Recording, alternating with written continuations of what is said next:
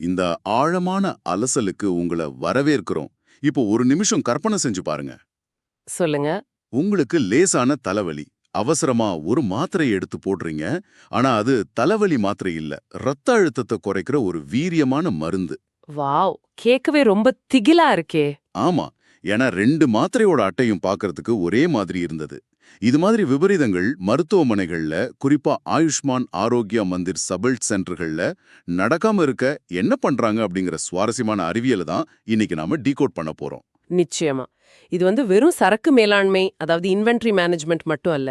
குறிப்பா ஃபீஃபோ, near expiry management, அப்புறம் Lhasa அப்படிங்கிற இந்த மெடிக்கல் வார்த்தைகளுக்கு பின்னாடி ரொம்ப பெரிய உயிர் காக்கும் அறிவியல் இருக்கு. கரெக்ட். இப்போ முதல்ல இந்த எக்ஸ்பைரி டேட் விஷயத்துக்கு வருவோம். நம்ம பொதுவா சூப்பர் மார்க்கெட் போனா என்ன பண்ணுவோம்? முன்னாடி இருக்கிற பழைய பால் பாக்கெட்டை விட்டுட்டு ஆமா, பின்னாடி கைவிட்டு புதுசா வந்த பாலை எடுப்போம். எக்ஸாக்ட்லி. ஆனா மருத்துவமனைகள்ல எப்படி நடக்குது? அங்க அப்படியே உல்டாவா நடக்கும். அதாவது ஃபிஃபோ முறைய பின்பற்றுவாங்க. First expiry first out. ஓ, அப்படின்னா முதலில் காலாவதியாகும் மருந்துக்கு முன்னுரிமையா? கரெக்ட். ஒரு மருந்து எப்ப மருத்துவமனைக்கு வந்துச்சுங்கிறது முக்கியம் இல்ல. எப்ப அது காலாவதியாக போகுது, அதாவது ஏர்லியஸ்ட் எக்ஸ்பைரி டேட் என்ன அப்படிங்கிறது தான் முக்கியம்.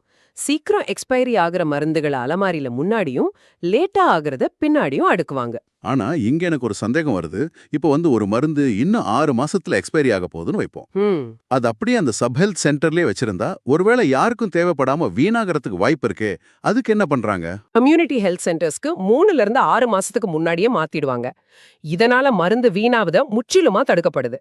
வாவ், வளங்கள் கரெக்டா பாதுகாக்கப்படுது. ஆமா, ஒருவேளை காலாவதி ஆயிடுச்சுன்னா அத உடனே எக்ஸ்பயர்ட் நாட் ஃபார் யூஸ் அப்படின்னு லேபிள் ஒட்டின ஒரு தனி பெட்டியில பாதுகாப்பா வச்சிடுவாங்க. சூப்பர். சரி, காலாவதி தேதியை கரெக்டா மேனேஜ் பண்ணிட்டோம். ஆனா அவசர கதியில நர்ஸோ டாக்டரோ அந்த சரியா அடுக்குன அலமாரில இருந்து தப்பான மருந்து எடுத்துட்டா என்ன ஆகுறது? அது ரொம்பவே சீரியஸான ஒரு விஷயம். இங்க தான் லாசா அப்படிங்கிற கான்செப்ட் வருது. Look alike, sound அலைக்.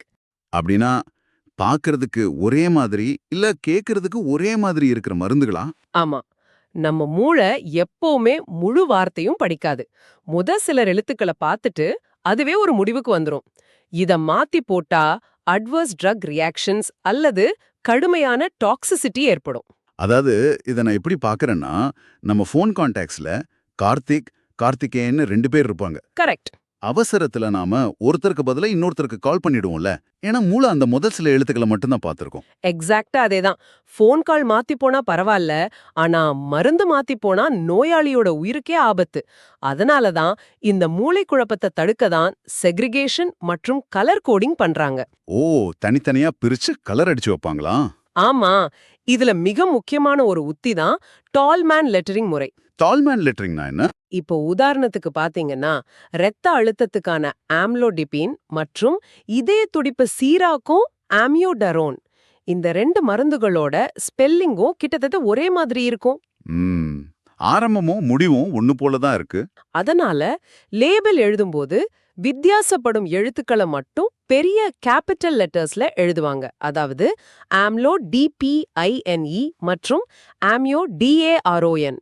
இப்படி பார்க்கும்போது மூளை அந்த வித்தியாசத்தை உடனே கண்டுபிடிச்சிடும். கேட்கறதுக்கே ரொம்ப சிம்பிளான ஆனா பவர்ஃபுல்லான ஐடியாவா இருக்கு. ஆனா எனக்கு இங்க ஒரு சின்ன லாஜிக் இடிக்குது. என்னன்னு சொல்லுங்க. இவ்ளோ கஷ்டப்பட்டு கலர் கோடிங் பண்ணி தனித்தனியா வைக்கிறதுக்கு பதிலா சிம்பிளா எல்லா மருந்துகளையும் ஆல்பபெட்டிக்கல் ஆர்டர்ல அடுக்கி வச்சுட்டா ஈஸியா தேடி எடுத்துடலாமே, ஏபிசின்னு அகரவரிசையில. அங்கதான் ஒரு பெரிய ட்விஸ்ட் இருக்கு. என்ன ட்விஸ்ட்? நீங்க ஆல்பபெட்டிக்கல் ஆர்டர்ல அடுக்கினீங்கன்னா இந்த ஆம்லோடுபைன், அமியோடரோன் மாதிரி ஒரே எழுத்துல ஆரம்பிக்கிற லாசா மருந்துகள் எல்லாம் ஒன்னா அடுத்தடுத்து வந்து உட்கார்ந்துக்கும். ஆமாம்ல. ஆமா, அது குழப்பத்தை இன்னும் அதிகமாக்கி தப்பான மருந்தை எடுக்க தூண்டிடும். அதனாலதான் அகர வரிசையை விட இந்த லாசாவை பிரிச்சு வைக்கிற முறை ரொம்ப அவசியமாகுது. வாவ், நான் அதை யோசிக்கவே இல்ல. அப்போ சுருக்கமா சொல்லணும்னா எஃப்ஓ முறை மூலமா மருந்து வீணாவது தடுக்கப்படுது. கரெக்ட். நியர் எக்ஸ்பைரி மேலாண்மை மூலமா வளங்கள் காக்கப்படுது. அப்புறம் லாசா வழிமுறைகள் மூலமா மனித தவறுகள் தடுக்கப்பட்டு நோயாளிகளோட உயிர் பாதுகாக்கப்படுது. 100க்கு 100 உண்மை. ஒரு சின்ன ஹாஸ்பிட்டல் ஸ்டோர் ரூம்குள்ள இவ்ளோ பெரிய அறிவியலும் அக்கறையும் ஒளிஞ்சிருக்குங்கிறது நிஜமாவே ஆச்சரியமான விஷயம்தான். கண்டிப்பா. இப்போ இத கேட்டுக்கிட்டு இருக்கிற உங்களுக்கான ஒரு கேள்வி. இன்னைக்கு நைட் உங்க வீட்ல இருக்கிற மருந்து பெட்டியை திறந்து பாருங்க.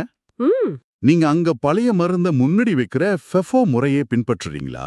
அல்லது உங்கள அறியாமலேயே உங்க வீட்ல ஏதாவது லாசா குழப்பங்கள் நடக்க வாய்ப்புள்ளதா? நீங்களே சிந்தித்து பாருங்கள். பாதுகாப்பா இருங்க.